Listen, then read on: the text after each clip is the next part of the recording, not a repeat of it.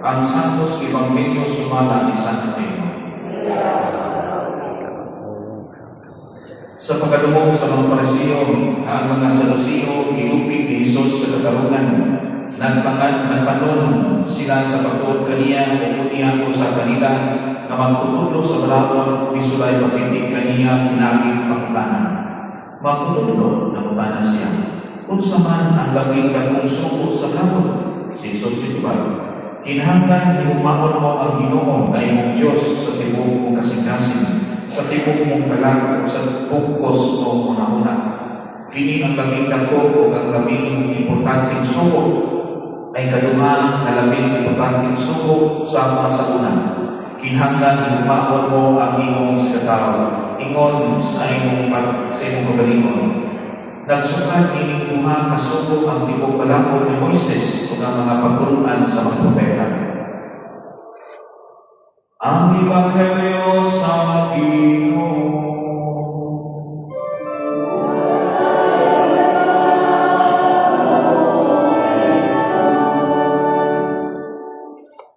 Ay, buta sa tayo.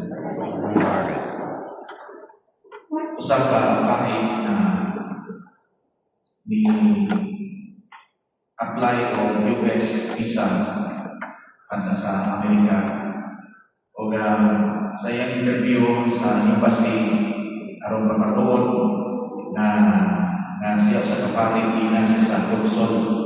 Okay, if you are a priest, then enumerate the 10 commandments in order.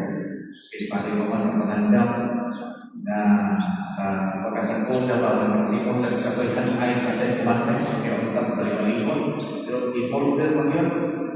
So, hindi mo sa pari na officer, don't you know that Jesus summarizes the 10 commandments into 2, and that is to love God and to love your neighbor. Also, pari summarize wala ang unod nila sa Ebanghelyo na tanong sa may kami importante suko. Ang balakon sa Ginoo, ningon si Jesus na iguma ang Diyos o iguma ang imong sikataw. Kaya po kita na the greatest commandment of all is to love. Ang ganay na akong suko ikan sa Diyos, bisan pa po sa makalitagi niya sa Diyos ang tuwag niya na paghigugma. Paghigugma na sa Diyos o sa konsiktaw. O kini ang Christian calling, kung itawag kanakong tanan, to love. Kaya ang suko sa paghugma, it is imperative. Dili-ingon nga, it is a choice. Pili ka higugma, it is a command. Kinangan buhaton. Dili lang kayo pinipatikon sa tawag ng buhaton. Mahimli ka man ang hugma, mahimong pagkalugan ang ulo ng hugma kung anak ay buhat. That's why it is a command of God to love God and to love your neighbor. Kung hindi mo ang hugma, it is self-unselfish giving. Kaya mag-self-giving and selflessly na di ka umaktak sa pilimon na huwag pagpahunan, huwag sa kakot. Hugma na naningon sa John 3:16 na God so loved the world, He gave His only Son. Hugma siya, dahil buhat inong ihatag niya ang iyang anak. Meaning, ang kagandanan sa anak sa Ginoo, iyang ihatag alang sa katawan kung hugma siya. So, muna may suod, to love is to give self and selflessly. Kapag inyong ihatag ng Panginoon sa usap ka pinuhan, nawa ay hindi kanyan ito na iyong ihigugma siya o ihugos ini sa Panginoon. So, inanakin ang hugma. It is possible to give without loving, but it is impossible to love without giving. Kung tinon ka hugma, nakakyon ang paghatag. Para may suod na dinay ang hugma sa Ginoo nato, it is the foundation of all love towards our neighbor. Diba? Kung ikaw pa kasi Ginoo, then imo kayo makita nagpusan na si Kevon. Kaya mo naman cross ang atong hugma sa Ginoo, it is the vertical aspect, vertical direction. Na ikaw pa kasi Ginoo, madog sa taas, vertical. Pero na ay horizontal aspect.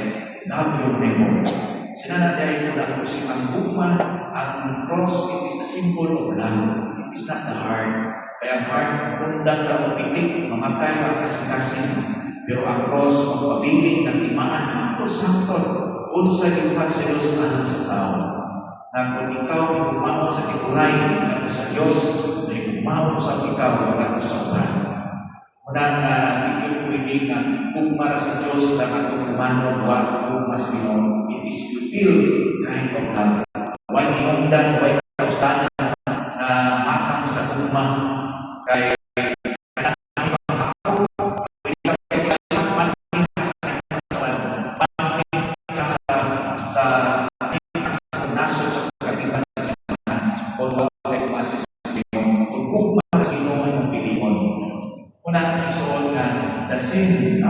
the greatest sin of today's society is selfishness, ang kahakot.